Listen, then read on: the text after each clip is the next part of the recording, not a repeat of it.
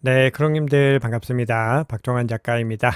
비트코인이 일정 부분 가격 반등에 성공을 하면서 주요 변곡점인 122평선을 다시 회복했습니다. 과연 비트코인은 이 상승세를 계속해서 이어갈 수 있을지, 그리고 상승세를 이어가기 위한 핵심 관건은 무엇인지 점검해 보겠습니다. 네, 오늘 영상이 도움이 되셨다면 구독, 좋아요, 댓글, 알림 설정 정중히 부탁드리겠습니다. 네, 먼저 거시경제 상황부터 한번 살펴보겠습니다. 어제 뉴욕 증시 3대 주가 지수는 모두 다 하락으로 마감을 했는데요.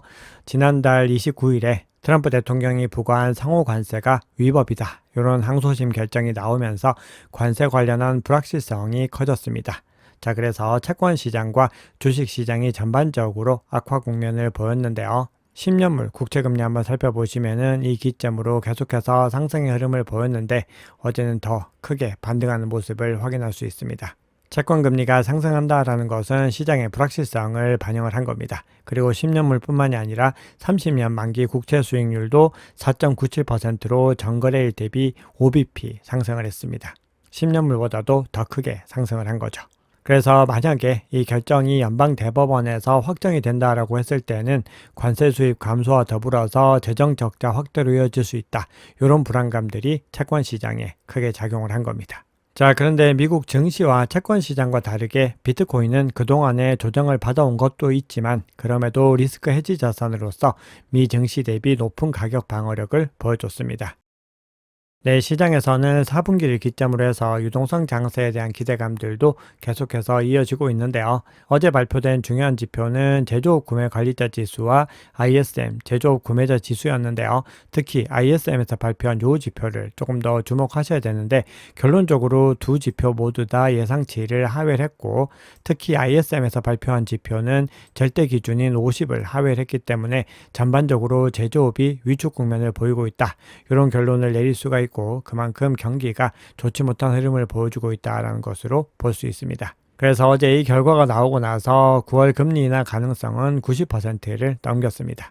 그리고 트럼프 대통령의 발언도 있었는데요. 라디오쇼에 출연해서 중국과 러시아가 밀착해서 반미 축을 형성하는 것에 대해서 우려하지 않는다, 이렇게 쿨한 입장을 보였고요. 그리고 백악관에서 기자회견을 통해서 관세 위법 판결에 불복해서 상고하겠다, 이렇게 주장을 했고, 본인이 직접 대법원으로 달려가겠다, 이렇게 덧붙였습니다. 네, 그런데 이번 주 중요한 이벤트는 오늘 밤부터 시작이 됩니다. 오늘 밤 23시에 미국 노동부의 졸트 보고서가 발표가 되고요. 내일은 ADP 비농업 고용 변화를 주목해서 보셔야 됩니다. 그런데 하이라이트는 9월 5일에 있다라고 강조를 드리고 있는데요. 비농업 고용지수와 실업률을 주목을 하셔야 되는데, 그 중에서도 이번 주 금요일에는 비농업 고용지수 결과를 더 예의주시하셔야 됩니다. 그래서 이 결과에 따라서 만약에 시장 예측치와 크게 벗어난다라고 했을 때는 가격의 변동성이 커질 수 있습니다. 네, 스트래티지가 지난주에 4048BTC를 매집을 했습니다. 매수 평균 단가는 110.9K였고요. 현재까지 스트래티지는 63만 6,505BTC를 보유하고 있습니다. 네, 그러면 온체인 지표 통해서 시장의 상황 조금 더 깊이 있게 살펴보겠습니다. 현재 시장에서는 계속해서 신중한 움직임들이 온체인 시그널 상으로도 포착이 되고 있는데요. 그런 가운데서 반등 시그널이 동시에 포착이 되고 있습니다. 자, 그러면 어떤 결과들이 나오고 있는지 한번 지표들 통해서 점검을 해볼 텐데요.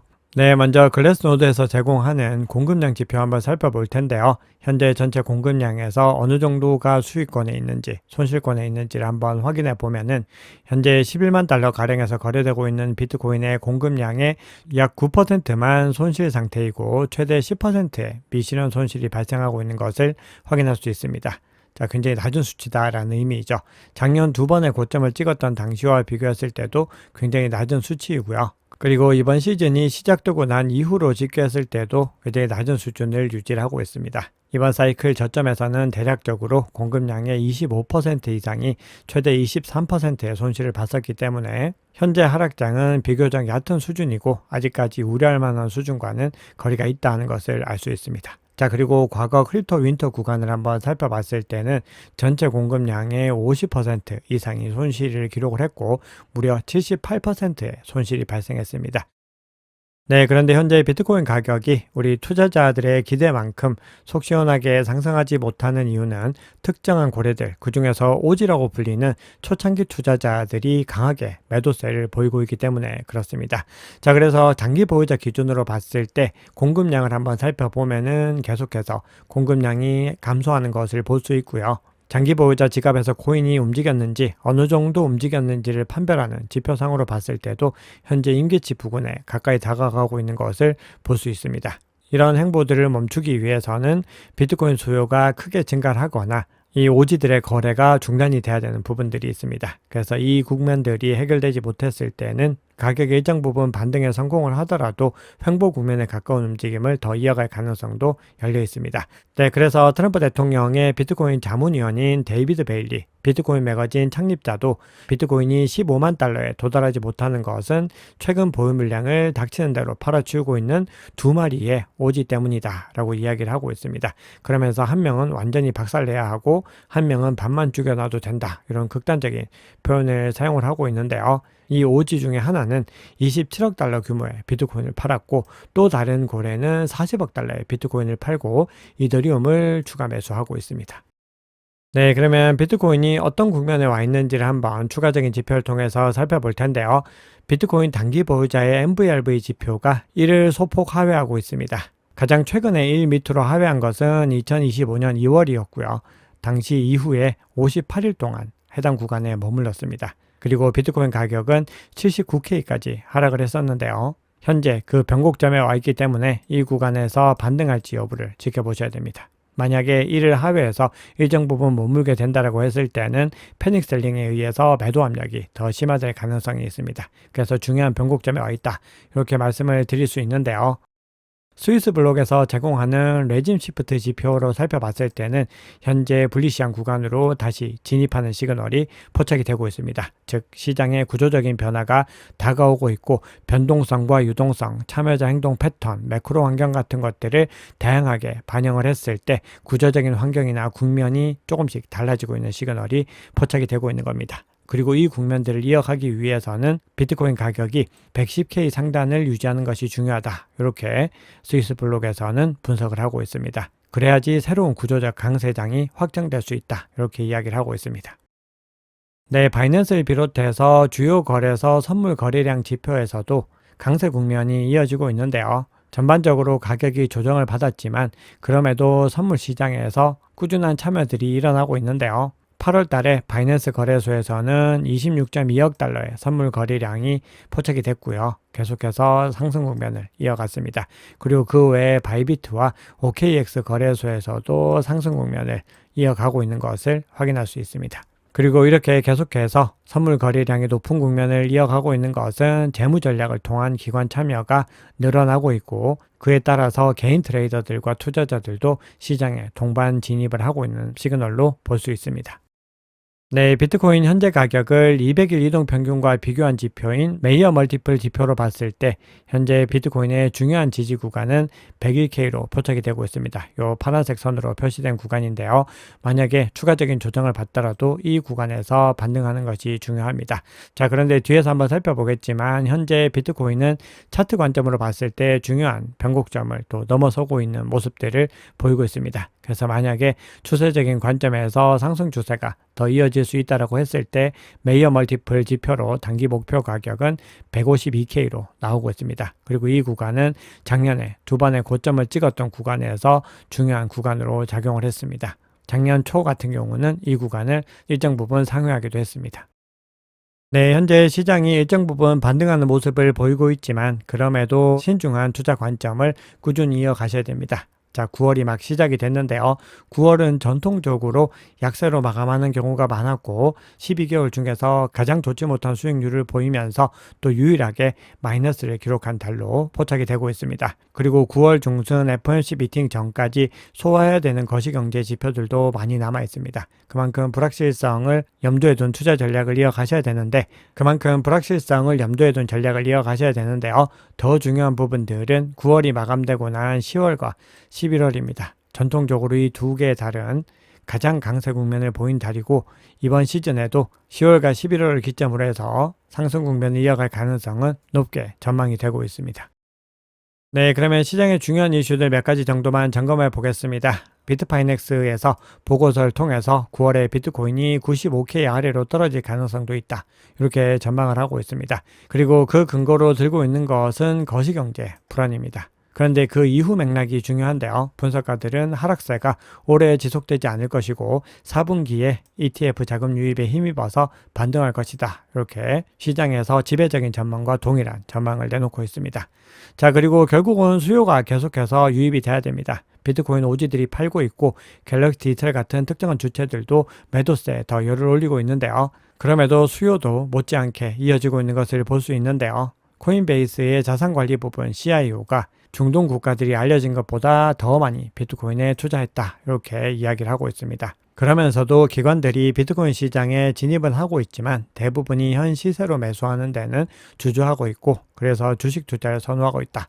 이렇게 주장을 합니다. 현재 기관들이 계속해서 비트코인 트레저리, 이더리움 트레저리, 그리고 각종 암호화폐 트레저리 전략을 추진하고 있고 그리고 일반적인 투자자들은 그 기업을 매수하고 있는 부분들을 염두에 둔 주장입니다. 미국의 SEC와 CFTC가 대동단결해서 당국의 승인을 받은 등록 거래소에서 특정 암호화폐 현물 거래를 허용하기 위한 협력에 나선다라고 밝혔습니다. 현재 코인베이스 같은 거래소들은 라이선스는 있지만 전통적인 다른 주식 거래소나 전통 자산 거래소와는 다른 입지를 가지고 있는데 앞으로 그런 전통 거래소에서도 암호화폐 현물 거래가 이루어질 수 있도록 법적 제도적 기반을 정비한다는 의미이기 때문에 향후에 비트코인은 더 제도권 자산으로서 입지가 높아질 것이고 광범위한 채택 관점에서도 더 유리한 입지를 가져가게 된다. 이렇게 생각을 합니다. 자, 그리고 이더리움에 적극적으로 투자하고 있는 나스닥 상장사이죠. 비트마인이 현재 암호화폐와 현금성 자산을 무려 89억 8천만 달러 상당 보유하고 있다라고 밝혔고요. 지난주에도 15만 이더 이상을 추가 매수를 했고 앞으로도 이더리움 채택 전략을 꾸준히 이어갈 것이라는 관점을 밝혔습니다. 그래서 전체 상장사 중에서 암호화폐 자산 규모가 스트래티지에 이어서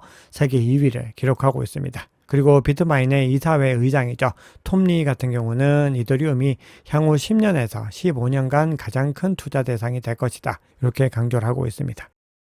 네, CVD와 코인베이스 프리미엄 지표 살펴보겠습니다. 네, 먼저 CVD 파이어 차트 한번 살펴보시면은 비트코인 가격이 점진적으로 반등을 하고 있는데 가격이 상승하는 구간들마다 빠르게 매도벽이 형성되었다 사라지기를 반복하고 있습니다. 그만큼 가격 상승을 막아서겠다라고 하는 매도세들의 의지를 확인할 수 있고요. 이 가격 구간 상단으로는 매도벽이 유사하게 유지가 되고 있는데 120K 매도벽은 조금씩 약해지는 국면을 보이고 있습니다.